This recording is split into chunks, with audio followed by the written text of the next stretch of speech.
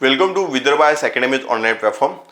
तर आजच्या लेक्चरमध्ये आपण डिस्कस करणार आहोत का जे लोकसभा अध्यक्ष आहे ओम बिर्ला यांच्या विरुद्ध जर पाहिलं असणार तर अविश्वास प्रस्ताव जो आहे तो सादर केला गेलेला आहे सचिवालयाला आणि त्यावर जे आहे 118 सदस्यांच्या सह्या आहे.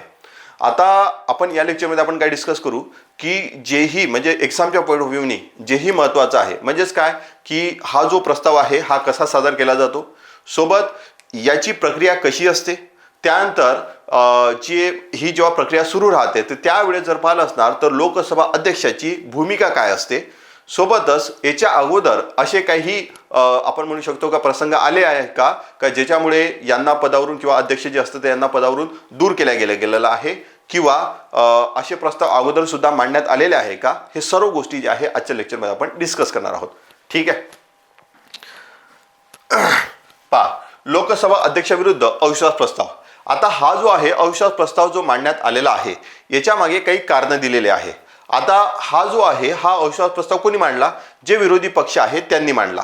ठीक आहे. तर लोकसभा अध्यक्ष ओम बिर्ला यांच्या विरुद्ध विरोधी पक्षांनी अविश्वास प्रस्ताव दाखल केलेला आहे. संसदीय सूत्राच्या माहितीनुसार आता प्रस्तावित नियमावलीनुसार या प्रस्तावाची तांत्रिक छाननी म्हणजेच काय आहे का जेव्हा तुम्ही प्रस्ताव मांडताना तर प्रस्ताव मांडल्यानंतर त्याची जी आहे तर छाननी केली जाते आणि त्यानंतर मग छाननी केल्यानंतर जी आहे पुढील जी प्रक्रिया राहणार ती प्रक्रिया जी आहे ते स्टार्ट केली जाते. ठीक आहे. तर काँग्रेससह आणि इतर विरोधी पक्षांनी म्हणजे काय हे काँग्रेस जो आहे तो मुख्य विरोधी पक्ष आहे आणि सोबतच जेही कोणते इतर विरोधी पक्ष आहेत त्यांनी मिळून हा जो आहे हा प्रस्ताव सादर केलेला आहे. तर त्यांनी जे आहे तर काय केलं की तीव्र टीका केली. हे तीव्र टीका केली म्हणजेच काय आहे, हे कोणावर केली का जे लोकसभा अध्यक्ष आहे त्यांच्या कार्यप्रणालीवर. ठीक आहे. तर त्यांचे काही आरोप आहे जे लोकसभा अध्यक्ष आहे त्यांच्यावर आणि त्यांनी जे आहे तर त्याच्यातूनच हे जे आहे हे पाऊल उचललं. तर त्यांचा पहिला जो आरोप आहे तो म्हणजे लष्कर प्रमुख एम.एन. नरवणे. आता एम.एन. नरवणे जे आहे तर यांची एक आत्मचरित्र आहे आणि त्या आत्मचरित्रावर त्याच्यातला म्हणजे काय आहे का जो एखादा पॅरा आहे तर पॅराचा संदर्भ विरोधी पक्ष नेत्याला देऊ नाही दिला. ठीक आहे. त्यानंतर त्याच्यावर चर्चा करण्यास सुद्धा त्यांनी मनाई केली कोणी अध्यक्षांनी. तर या कारणामुळे हे तर एक कारण झालं. अजून दुसरं कारण काय आहे का त्यांनी हे म्हटलेलं होतं का सभागृहात पंतप्रधान मोदींवर हल्ला होऊ शकतो असा दावा कोणी केला होता, असा दावा केलेला होता लोकसभा अध्यक्षांनी. आता काय झालं की त्याच्यामध्ये तुम्ही जर जेव्हा तुम्ही संसदेचं जे कामकाज पाहता त्या संसदेच्या कामकाजामध्ये तिथे वेळ राहते. आता वेळ राहिल्यानंतर जे आहे तर तिथं काही विरोधी पक्षाचे सदस्य गेलेले होते आणि बॅनर वगैरे घेऊन गेलेले होते. तर त्यानंतर जे आहे तर दुसऱ्या दिवशी पंतप्रधान संसदेमध्ये येणार होते आणि संसदेमध्ये येणार असताना तर कारण का त्यांना जे आहे तर तिथं ते उत्तर द्यायचं होतं म्हणून ते येणार होते. पण जे लोकसभा अध्यक्ष आहे त्यांनी काय केलं का अगोदर सांगितलं म्हणजे ते जेव्हा संसदेचं कामकाज सुरू झालं तेव्हाच त्यांनी सांगितलं का मी स्वतःहून पंतप्रधान यांना सांगितलं का तुम्ही येऊ नका कारण की तुमच्यावर हल्ला होऊ शकतो असा त्यांनी जे आहे संसदेमध्ये सांगितलं. आता जेव्हा संसदेमध्ये सांगितल्यानंतर जे आहे तर विरोधी पक्षांनी म्हटलं का हा जो आहे तर हा चुकीचा विरोधी पक्षावर आरोप आहे. ठीक आहे. आणि त्यांनी जे आहे तर असं जे वक्तव्य त्यांनी केलं होतं त्याच्यावर त्यांनी जे आक्षेप नोंदवला.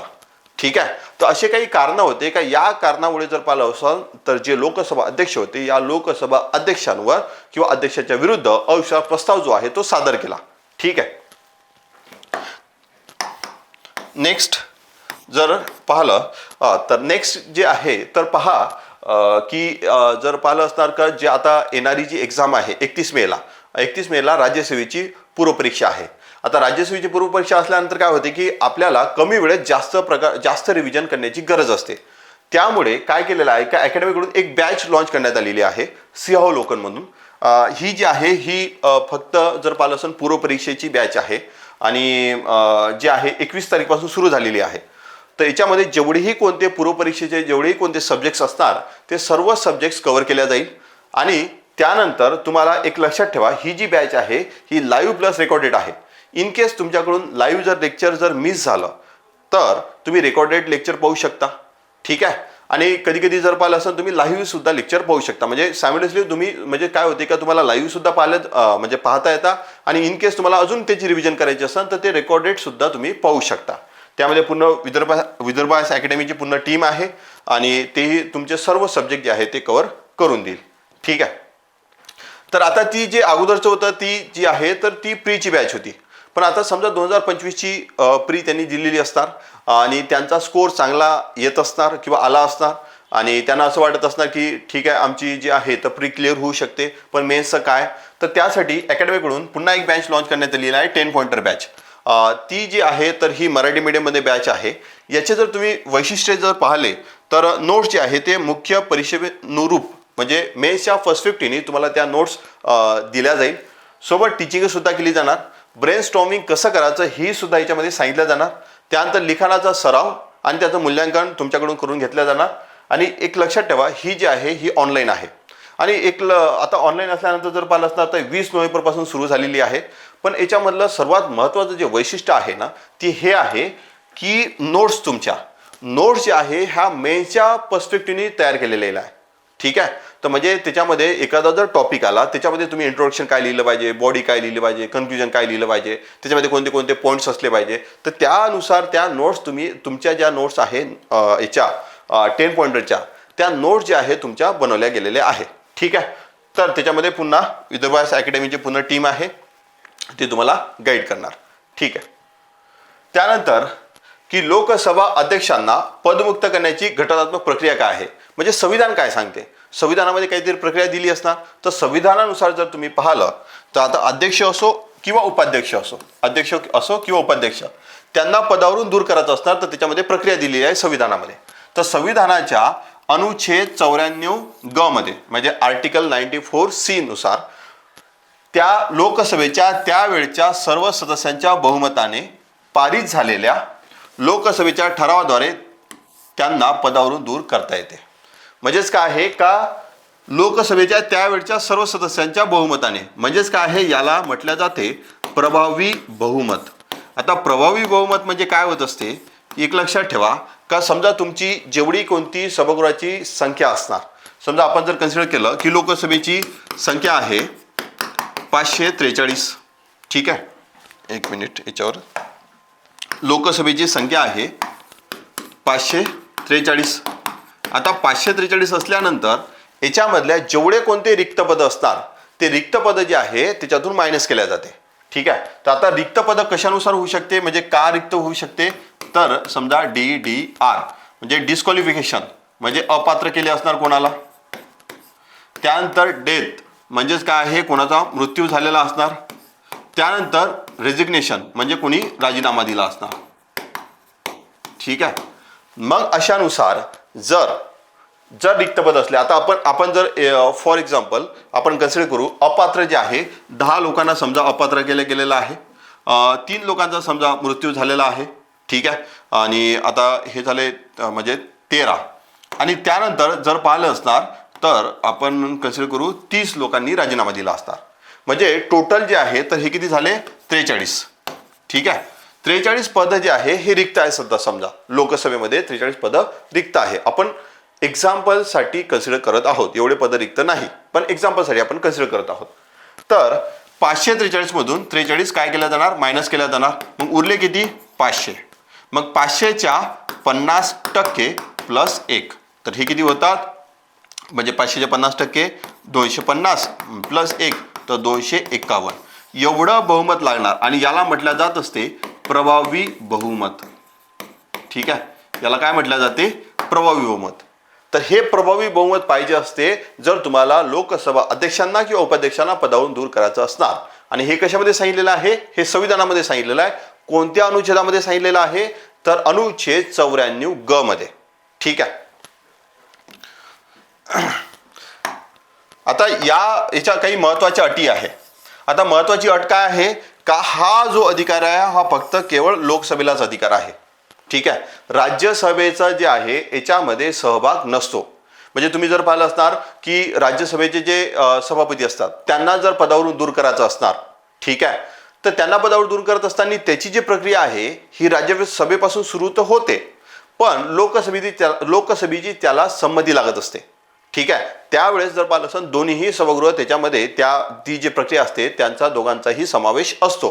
परंतु याच्यामध्ये जर पाहिलं असतं तर फक्त आणि फक्त लोकसभेचा समावेश असतो, राज्यसभेचा याच्यामध्ये समावेश नसतो. दुसरी गोष्ट काय आहे का 14 दिवसांची तुम्हाला पूर्व सूचना द्यावी लागते. 14 दिवसांची तुम्हाला त्यांना नोटीस द्यावी लागते का आम्ही जे आहे तुम्हाला पदावरून दूर करत आहोत. ठीक आहे. अध्यक्षांना किमान 14 दिवसांची आधी तशी लेखी सूचना देणे अनिवार्य आहे. त्यानंतर प्रक्रियेची काठिण्य पातळी. आता ही प्रक्रिया जी आहे अत्यंत गुंतागुंतीची आणि कठोर ठेवण्यामागे मुख्य उद्देश हाच आहे की अध्यक्षाचा दर्जा आणि स्वायत्तता जपली जावी आणि त्यांना राजकीय दबावापासून संरक्षण मिळावे. म्हणजे ही जी प्रक्रिया आहे ना तर ही प्रक्रिया इझी नाही. अगोदर तुम्हाला सादर करावं लागते. सादर केल्यानंतर त्याची छाननी होते. छाननी केल्यानंतर समोर आपण पाहणार आहोत का त्याच्यामध्ये काय काय केल्या जाते. ठीक आहे. तर ही जी प्रक्रिया आहे ना ही प्रक्रिया कठीण किंवा कठोर ठेवण्यामागचं कारण काय आहे का कारण की लोकसभा अध्यक्ष जे आहे तर हे कोणत्याही राजकीय दबावाला बळी नाही पडले पाहिजे. ठीक आहे. नेक्स्ट आहे लोकसभा अध्यक्ष किंवा उपाध्यक्ष आपले पद कधी रिक्त करतात.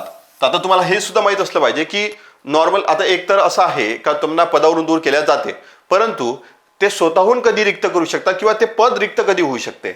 तर पहिलं त्याच्यानुसार जर पाहिलं असणार तर हे कशामध्ये सांगितलेलं आहे अनुच्छेद 94 मध्ये सर्व जे सांगितलेलं आहे ना अनुच्छेद 94 मध्ये सदस्यत्व संपुष्टात येते त्यावेळेस. म्हणजे हे कशामध्ये सांगितलं 94 क मध्ये. आता जर एखाद्या व्यक्तीचं सदस्यत्व जर संपत असणार एखादा लोकसभेचा अध्यक्ष आहे तो व्यक्ती त्याचं अध्यक्ष त्याचं जे सदस्यत्व आहे ते संपलं तर त्याचं जे सदस्यत्व संपल्यानंतर तो जो आहे तो लोकसभा अध्यक्ष म्हणून त्या पदावर राहणार नाही. तर एकतर सदस्यत्व संपुष्टात येत असणार. त्यानंतर त्यांनी जर राजीनामा दिला असणार म्हणजे स्वतःहून लेखी राजीनामा ते देऊ शकतात. मग त्यांनी जर लेखी राजीनामा जर दिला असणार तर त्यावेळेस ते जे आहे तर ते अध्यक्षपद रिक्त होते. ठीक आहे. तर अध्यक्ष आपला राजीनामा हे कोणाला देत असतात हे लक्षात ठेवा उपाध्यक्षांना. आणि त्यानंतर जर पाहिलं असेल उपाध्यक्ष कोणाला देतात तर ते देत असतात अध्यक्षांना. ठीक आहे. तर हे लक्षात ठेवा अध्यक्ष उपाध्यक्षांना उपाध्यक्ष अध्यक्षांना तर एकामेकाला ते राजीनामा देतात. ठीक आहे. तर हे प्रीमध्ये तुम्हाला क्वेश्चन विचारला जाऊ शकतो. आणि लक्षात ठेवा हे जे वरती जर पाहिलं असणार ना तर जेही मी क्वेश्चन तिथं लिहिलेले आहे का कधी पद रिक्त होऊ शकते यावरही सुद्धा तुम्हाला प्रीमध्ये क्वेश्चन विचारला जाऊ शकतो. त्यानंतर ठरावाद्वारे पदमुक्त करणे. जसं सांगितलं का जो हे जे आहे जेव्हा प्रस्ताव जेव्हा मांडला जातो तर त्यावेळेस सुद्धा त्या व्यक्तीला लोकसभा अध्यक्षाला पदावरून दूर केल्या जाते.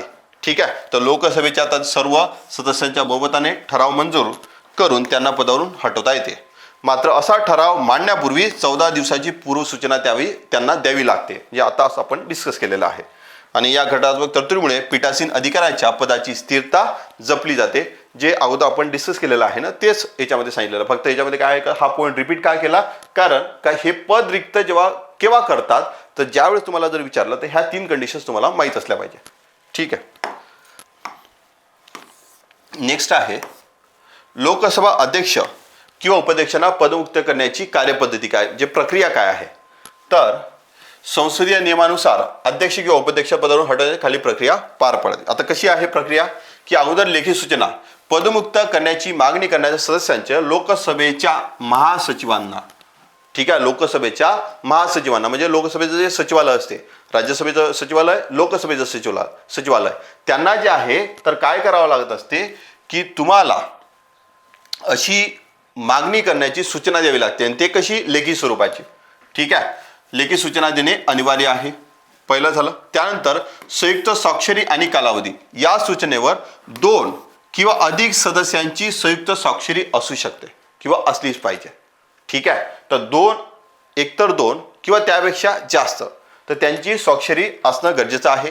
अशी सूचना दिल्यानंतर किमान 14 दिवस पूर्ण झाल्याशिवाय सभागृहात ठराव मांडता येत नाही. आता इथून तुमचा जो आहे ना तर इथूनच तुमचा प्रीचा क्वेश्चन बनतो की अशी सूचना दिल्यानंतर 14 दिवस पूर्ण झाल्याशिवाय सभागृहात ठराव मांडता येत नाही. तर याच्यामधून तुमचा हे असं स्टेटमेंट उचलून तुम्हाला क्वेश्चन विचारला जाऊ शकतो प्रीमध्ये. ठीक आहे. नंतर काय आहे का कामकाजाच्या यादीत त्याचा समावेश केला जातो. म्हणजेच महासचिवांकडून सूचना प्राप्त झाल्यानंतर संबंधित सदस्याचे नावे तो जो ठराव मांडण्याची परवानगी घेणारा प्रस्ताव सभागृहाच्या कामकाजाच्या पटलावर म्हणजे लिस्ट ऑफ बिझनेस म्हणजे ते राहत असते का लोकसभेचं यावेळेस म्हणजे कोणते कोणते ठराव मांडले जाणार आहे, कोणते कोणते प्रस्ताव मांडले जाणार आहे, तर ते सर्व त्याच्यामध्ये राहत असते. जसं सुप्रीम कोर्टचं राहत असते कोणती केस लागणार आहे, कोणती केस, या केस नंतर कोणती केस आहे, तसंच हे सर्व त्याच्यामध्ये सूचीबद्ध केल्या जाते. ठीक आहे. त्यानंतर त्यावर चर्चा आणि त्यावर विचार केला जाते. 14 दिवसाच्या नोटीस कालावधी संपल्यानंतर कोणत्याही दिवशी, जो 14 दिवसाचा जो कालावधी आहे ना, तो जेव्हा संपला त्यानंतर कोणत्याही दिवशी तो जो प्रस्ताव आहे तो सभागृहामध्ये मांडता येतो आणि त्यानंतर नियमानुसार सभागृहावर यावर चर्चा होते. ठीक आहे. याच्यावर अगोदर काय होते, चर्चा होते आणि त्यानंतर मग समोरची प्रक्रिया जी आहे ते सुरू होऊन जाते. ठीक आहे. तर ही पूर्ण प्रक्रिया याच्यामध्ये असते. त्यानंतर आता आपण जसं मी तुम्हाला सांगितलं की याच्या अगोदर कोणा विरुद्ध मांडला गेलेला आहे का, तर असं जे आहे तर 3 वेळेस मांडला गेलेला आहे. तर कधी 1954 मध्ये, 1966 मध्ये आणि 1987 मध्ये असा 3 वेळेस हा जो प्रस्ताव आहे तर हा मांडला गेलेला आहे. आता कोणाकोणाविरुद्ध मांडला गेलेला आहे, तर आता याच्यामध्ये जर पहा तर हे नियम म्हणजे जे लोकसभेची नियमावली आहे, नियम 200 ते 203 याच्या अंतर्गत ही प्रक्रिया जी आहे हे पूर्ण कंट्रोल केली जाते किंवा नियंत्रित केली जाते. तर 1954 मध्ये पहिल्यांदा जे पहिले लोकसभा अध्यक्ष होते GV मावळणकर, तर यांच्या विरुद्ध मांडण्यात आलेला होता. दुसरा जो आहे 1966 मध्ये कोणाविरुद्ध, हुकुम सिंग यांच्या विरुद्ध मांडण्यात आलेला होता. तर याच्यामधून तुम्हाला प्रीचा क्वेश्चन विचारला जाऊ शकतो, कोणाकोणाविरुद्ध मांडला गेलेला होता, याच्या अगोदर मांडला गेलेला होता का. त्यानंतर 1987 मध्ये बलराम जाखर यांच्या विरुद्ध मांडला गेलेला होता. पण एक लक्षात ठेवा, या तिघांच्या विरुद्ध जेव्हा मांडला ना, तर कोणाच्याही विरुद्ध तो जो प्रस्ताव होता हा पारित झाला नाही. ठीक आहे. मग आता एक तुम्ही लक्षात ठेवा की आता म्हणजे तुम्ही विचार करण्यासारखी गोष्ट आहे का, हा जो प्रस्ताव आहे हा पारितच होत नाही किंवा पारित झाला नाही, मग का मांडण्यात आला, कारण का जे त्याच्यावर चर्चा केली जाते. तर चर्चा केली जाते तर त्यावेळेस जे बहुतेक अनेक मुद्दे जे आहेत ते अनेक मुद्दे मांडल्या जातात का आम्ही तुमच्या विरुद्ध हा प्रस्ताव आणलेला आहे आणि याच्यावर आमचा काय काय आक्षेप आहे किंवा आमचे काय काय आरोप आहे याच्यावर संपूर्ण जे आहे ते चर्चा होते आणि ते जी चर्चा आहे हे देशासमोर जाते. म्हणून जर पाहिलं असणार तर काय होत असते का, हा जो आहे बऱ्याचदा जे विरोधी पक्ष असते ना त्यांना माहिती आहे की हा जो प्रस्ताव आहे हा प्रस्ताव आपला पारित होणार नाही, परंतु कधी कधी कोणत्या सरकारच्या विरुद्ध अविश्वास प्रस्ताव मांडला जातो. तर अविश्वास प्रस्ताव जे आहे समोरचं सरकार माहिती आहे का ते स्ट्रॉंग सरकार आहे, त्यांच्याकडे संपूर्ण बहुमत आहे, तरीही सुद्धा त्या केसमध्ये ते काय करतात का तो प्रस्ताव मांडतात. आता प्रस्ताव मांडल्यानंतर जर पाहिलं असणार ना तर त्याच्यावरती चर्चा केली जाते आणि चर्चा केल्यानंतर ती जी चर्चा आहे तर त्यांची जेही काही मतं असतात ते जे मतं आहे हे लोकांसमोर जातात. ठीक आहे. आणि आपल्या देशामध्ये लोकशाही आहे आणि लोकशाही असल्यानंतर लोक डिरेक्टली तेव्हा तर उत्तर देत नाही, पण ते निवडणुकीमध्ये उत्तर देत असतात. ठीक आहे. तर मात्र या 3ही वेळा प्रस्ताव जो आहे फेटाळला गेले आणि कोणत्याही अध्यक्षांना पदावरून दूर करण्यात आले नाही. ठीक आहे. तर तुम्हाला जे आहे तर कधी क्वेश्चन विचारला जाऊ शकतो का कोणत्या म्हणजे खाली ऑप्शन दिला जाणार, हे 3च नावं दिले जाऊ शकते आणि त्यानंतर खाली वरीलपैकी कोणी नाही, तर कोणत्या खालीपैकी कोणत्या अध्यक्षाला पदावरून दूर केले किंवा पदावरून जे आहे काढून टाकले, तर त्यावेळेस जर पाहिलं असेल तर वरीलपैकी कोणीही नाही, कोणाच्याच विरुद्ध असा झालेला नाही, पण मांडण्यात आलेला आहे. ठीक आहे. तर काही मार्गदर्शक तत्वे सांगितलेले आहे.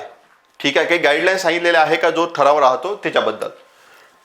लोकसभेच्या कार्यपद्धती व कामकाज नियमावलीतील नियम 200 अन्वये सभापती विरुद्ध म्हणजे जे आहे ना अध्यक्ष तुमचे अध्यक्षाविरुद्ध मांडण्यात येणारा अविश्वास प्रस्ताव काही ठराविक आशयात्मक व प्रक्रियात्मक निकष पूर्ण करणारा असणे आवश्यक आहे. ठीक आहे. म्हणजेच काय आहे का जो अविश्वास प्रस्ताव तुम्ही मांडत आहात ना तर त्याचा जे काही डिसाईड करून दिलेल्या आशयात्मक आणि प्रक्रियात्मक निकष जे असतात ते तुम्ही पूर्ण केले असले पाहिजे. ते जर पूर्ण केले असले नसणार तर त्या केसमध्ये तुमचा जो आहे हा ठराव मांडला जाऊ शकत नाही. ठीक आहे. नंतर असा ठराव आरोपांच्या बाबतीत स्पष्ट, नेमका आणि विशिष्ट शब्दात मांडलेला असावा. त्याच्यामध्ये असे जे आहे आरोप जे आहे ना, तुम्ही आरोप हवेत नाही करू शकत. त्यांनी मला बोलू दिलं नाही किंवा त्यांनी असंच केलं नाही त्यांनाच केलं नाही. तुम्हाला स्पेसिफिकली त्याच्यामध्ये लिहावं लागणार आहे का हा आरोप आहे. ठीक आहे. युक्तिवाद, वैयक्तिक निष्कर्ष, उपरोधिक किंवा अवमानकारक भाषा. ठीक आहे. निराधार आरोप अथवा बदनामीकारक विधाने नसावीत. असं जे आहे ना, तर त्याच्यामध्ये अशा गाईडलाईन्स दिलेल्या आहे, तुम्हाला स्पेसिफिकली सांगण्याची गरज आहे त्याच्यामध्ये. आणि दुसरी गोष्ट काय आहे का त्याच्यामध्ये ते जे पद आहे अध्यक्षपद, या अध्यक्षपदाला कोणत्याही प्रकारची, जे अध्यक्षपद जे आहे त्या अध्यक्षपदाच्या प्रतिमेला कोणत्याही प्रकारचा कलंक लागला नाही पाहिजे असे तुम्ही त्याच्यामध्ये विधाने केले नाही पाहिजे. त्यानंतर त्याच्यामध्ये युक्तिवाद नसणार तुमचा. त्यानंतर स्वतःचे काही निष्कर्ष तुम्ही पर्सनल काही कन्क्लुजन काढले असणार ते त्याच्यामध्ये नसणार. ठीक आहे. अथवा बदनामीकारक अशी बदनामी करणारे सुद्धा काही विधाने त्याच्यामध्ये नसावीत. ठीक आहे. प्रस्तावाचा जो मजकूर असावा तो कसा असावा, संयत, वस्तुनिष्ठ असावा आणि मर्यादित स्वरूपाचा असणे अपेक्षित आहे. ठीक आहे. नाही तर तुम्ही लिहित बसले 15-20 पेजेस, तसा नाही, मर्यादित स्वरूपाचा असावा. त्यानंतर फॅक्ट्स त्याच्यामध्ये असावे, वस्तुनिष्ठ असावे. ठीक आहे. तसेच एकदा हा प्रस्ताव चर्चेसाठी ग्राह्य धरला गेल्यानंतर तो मांडण्याच्या सदस्यांना त्यावर भाषण, म्हणजेच काय आहे, मांडणारे जे सदस्य असतात ना त्यावर भाषण करण्याची परवानगी दिली जात नाही. यावरून अशा प्रस्तावाबाबत पाळली जाणारी प्रक्रियात्मक काटेकोरता जी आहे आणि शिस्त स्पष्ट होते. ठीक आहे. लगेच तुम्हाला जे आहे तर लगेच तुम्ही जे आहे तर त्याच्यावरती भाषण नाही देऊ शकत. जोही कोणी व्यक्ती तो ठराव मांडत असणार त्या केसमध्ये, म्हणजे ज्यावेळेस तो ठराव सभागृहात येईल ना त्यावेळेस त्या प्रत्येकाचे, ज्यांना म्हणजे काय आहे का प्रत्येक पार्टीला जे कोणता पक्ष असते ना त्या प्रत्येक पक्षाला एक टाइम अलॉट करून दिला असतो का या वेळेमध्ये तुम्ही बोलू शकता, या वेळेमध्ये बोलू शकता. तर मग त्यांचे नाव दिले जातात का 2-3 लोक आमच्याकडनं बोलणार आहे, 2-3 लोक आमच्याकडून बोलणार आहे. मग ते लोक त्याच्यावर जे आहे तर ते चर्चा करतात. ठीक आहे. तर हे काही जे आहे ना हे मार्गदर्शक तत्वे आहे ठरावाबद्दलचे. ठीक आहे. नंतर आहे आता काय आहे की अविश्वास प्रस्ताव मंजूर झाल्यास काय होते. समजा जो प्रस्ताव आहे ना तो मंजूर झाला तर काय होईल, तर अविश्वास प्रस्ताव आवश्यक सूचनेनंतर सभागृहात ठेवला जातो. त्यानंतर प्रस्तावाला सभागृहाची परवानगी आहे की नाही हे निश्चित करण्याची समर्थाची चाचणी केली जाते. ठीक आहे. प्रस्तावाला पाठिंबा देणाऱ्या सदस्याचे आपल्या जागी उभे राहून समर्थन दर्शवावे लागते. म्हणजे प्रस्ताव जेव्हा मांडला जातो तर त्यावेळेस आपल्या जागेवर उभं राहावं लागते आणि किमान जे आहे 50 जण किंवा 50 सदस्यांनी उभं राहिलं पाहिजे का तो जो ठराव आहे तो जेव्हा सभागृहात जेव्हा मांडला जाईल ना त्यानंतर त्याच्यावरती जेव्हा चर्चा होईल त्यासाठी 50 लोक तरी त्याच्यासाठी उभे राहिले पाहिजे. आणि आपल्या जागेवर जर किमान 50 सदस्य जसं मी सांगितलं तर अध्यक्षपदाचा अधिकारी प्रस्तावाला सभागृहाची परवानगी मिळाल्याचे घोषित करतो आणि त्या प्रस्तावावरील चर्चेसाठी 10 दिवसांच्या आत एखादा दिवस निश्चित केला जाते. ठीक आहे. तर किती दिवसाच्या आत निश्चित केल्या जाते, 10 दिवसांच्या आत एक दिवस निश्चित केला जाणार आणि त्यावर मग ते चर्चा होईल. ठीक. मात्र 50 पेक्षा कमी, जर 50 पेक्षा कमी असले तर त्यावेळेस जे आहे सदस्यांनी समर्थन दिल्यास अध्यक्षपदाचा अधिकारी जाहीर करतो की प्रस्तावाला सभागृहाची परवानगी नाही आणि तो पुढील कारवाईसाठी ग्राह्य धरला जाणार नाही. ठीक आहे. म्हणजेच काय आहे का जर इन केस 50 पेक्षा जर कमी सदस्य जर उभे राहिले आणि त्यांनी जर त्याला समर्थन नाही दिलं, म्हणजे 50 पेक्षा जास्त लोकांनी समर्थन नाही दिलं, तर त्या केसमध्ये जो आहे तो ठराव तिथं संपतो किंवा तो जो प्रस्ताव तिथं संपून जातो. त्याच्यावर समोर काही चर्चा होणार नाही. ठीक आहे. आणि समजा त्यांना पूर्वसूचना दिली तर त्यावेळेस जे आहे स्वर्गात मांडता येत नाही आणि अशा परिस्थितीत प्रस्ताव प्रारंभीच बाद होतो. म्हणजे सुरुवातीलाच तो जो आहे तर तो प्रस्ताव जो आहे तिथं संपून जातो. त्याच्यासमोर त्याच्यावर कोणत्याही प्रकारची प्रक्रिया होत नाही. निर्धारित दिवशी संबंधित ठराव सभागृहाच्या कामकाजाच्या यादीत समाविष्ट केला जातो. जसं अगोदर आपण बोललेलोच आहोत याच्याबद्दल चर्चेसाठी घेतला जातो आणि अध्यक्षपदाच्या अधिकाऱ्यांच्या अनुमतीने प्रस्ताव मांडण्याच्या सदस्याच्या साधारणतः 15 मिनिटापर्यंत. ठीक आहे. म्हणजे साधारणतः म्हणजे जर पाहिलं असेल तर 15 मिनिटापर्यंत जो आहे ते काय होते का त्याला बोलण्याची संधी दिली जाऊ शकते. चर्चा केवळ ठरावात नमूद केलेल्या आरोपापुरतीच मर्यादित असावी हे लक्षात ठेवा. ते जी चर्चा आहे ना तर तुम्ही जे आहे तर जे तुम्ही जो ठराव सादर केलेला होता आणि त्याच्यामध्ये जेही तुम्ही आरोप मांडलेले होते किंवा जे आरोप तुम्ही सादर केलेले होते त्याच्यापुरतीच मर्यादित असावी.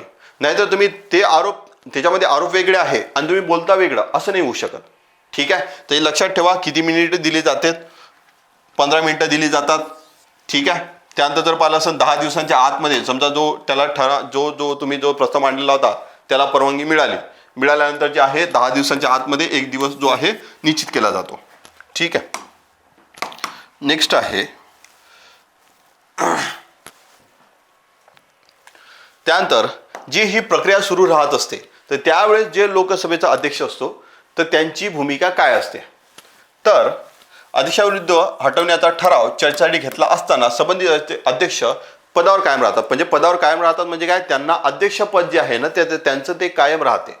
परंतु ज्यावेळेस ही जी प्रक्रिया सुरू असते ना त्या प्रक्रियेवेळेस ते अध्यक्षस्थान म्हणजे जे पीठासीन अधिकारी म्हणून ते कार्य करत नाहीत. ते सामान्य जे सदस्य असतात ना म्हणजे जे लोकसभेचे इतर सामान्य सदस्य असतात त्यांच्याच प्रमाणे ते तिथं त्या सभागृहामध्ये हजर राहू शकतात. ठीक आहे. तथापि त्या चर्चेवेळी ते अध्यक्ष म्हणून आसनावर बसत नाहीत. ते लोकसभेचे सदस्य म्हणून सभागृहाच्या कामकाजात सहभागी होऊ शकतात आणि आपली बाजूही सुद्धा ते मांडू शकतात. आपली बाजू मांडण्याचा त्यांना पूर्ण अधिकार असतो. त्यानंतर या ठरावावर संबंधित विषयावर प्रारंभीच्या टप्प्यात मतदान. आता जसं काय होत असते एक लक्षात ठेवा, नॉर्मल कंडिशनमध्ये काय होत असते का जे अध्यक्ष असतात ना किंवा जे सभापती असतात तर ते काय होत असते का जर टाय झालं, समजा एखादं विधेयक आहे आणि त्या विधेयकाच्या संबंधी म्हणजे जर तुम्ही पाहिलं की एखादं विधेयक आहे, ठीक आहे, आणि एका विधेयकाच्या संबंधी काय झालं की चर्चा झाली आणि त्यानंतर जे आहे त्याच्यावर मतदान झालं. आता मतदान झाल्यानंतर जे आहे आपण कन्सिडर करू की 250 मतं पडली याच्या विरोधात याच्या फेवरमध्ये समजा पडली आणि त्यानंतर जे आहे याच्या विरोधात पडली 250. म्हणजे काय झाली की सारखे सारखे मतं झाली. त्या केसमध्ये जर पाहिलं असेल जे अध्यक्ष असतात ना लोकसभेचे अध्यक्ष जे असतात ते काय करतात का ते त्यावेळेस जे आहे ना ते मतदान करतात. म्हणजेच काय आहे का ज्या वेळेस हे आता हे समजा हे झाली तुमची पहिली फेरी, पहिल्या राऊंडमध्ये ते मतदान नाही करत. परंतु ज्यावेळेस जर टाय झालं तर टाय झालेल्या केसमध्ये ते मतदान करतात. ठीक आहे. पण त्यांना जेव्हा पदावरून दूर करण्याची प्रक्रिया जेव्हा सुरू असते तर त्या केसमध्ये जर पाहिलं असणार मतांची संख्या समसमान झाल्यास त्यांना निर्णायक मत देण्याचा अधिकार नसतो. म्हणजेच काय आहे का या केसमध्ये प्रारंभी ते मतदान करतात. म्हणजे ठराव मांडल्यानंतर जे आहे त्याच्या फेवरमध्ये असणारे मतदान करणार, त्याच्या अगेन्स्टमध्ये असणारे मतदान करणार. त्याच वेळेस ते जे अध्यक्ष असणार ते जे इतर सदस्य जे असतात तर लोकसभेचे त्यांच्यानुसार ते कार्य करत असतात. तर त्यावेळेस ते पहिल्याच फेरीमध्ये मतदान करतात. त्यावेळेस त्यांना हा अधिकार नाही की समसमान किंवा एक समान जर मतं पडले त्यावेळेस त्यांचं जे मत देण्याची गरज असते किंवा जे टाय झाल्यानंतर मत देण्याची गरज असते त्यावेळेस ते मत तसं देऊ शकत नाही. त्यांना पहिल्या फेरीमध्येच मत द्यावे लागते. ठीक आहे. तर अशा वेळेस जर पाहिलं असेल तर एकतर ते त्यांचं पीठासीन अधिकारी म्हणून ते कार्य करू शकत नाही. दुसरं जे आहे त्यांना पहिल्या फेरीमध्येच मतदान करावं लागते. तर हे जे आहे तर त्यांची भूमिका अशी असते. आणि त्यानंतर तिसरी गोष्ट लक्षात ठेवा की लोकसभेचे जे इतर सदस्य असतात त्याचप्रमाणे तेही सुद्धा सदस्य म्हणून कार्य करतात. ठीक आहे. अशा प्रकारे आपण जे आहे तर हे पूर्ण जे प्रक्रिया होती तर आपण पूर्ण प्रक्रिया पाहिली. त्यानंतर जे आहे तर त्याच्यामध्ये काय गाईडलाईन्स आहेत तेही सुद्धा पाहिल्या. त्यानंतर याच्या अगोदरचे असे काही इन्सिडेन्सेस होते का तेही सुद्धा पाहिलं. आय होप तुम्हाला हे सर्व जे आहे डिस्कशन आपण जे केलं हे तुम्हाला समजलं असणार. Thank you so much.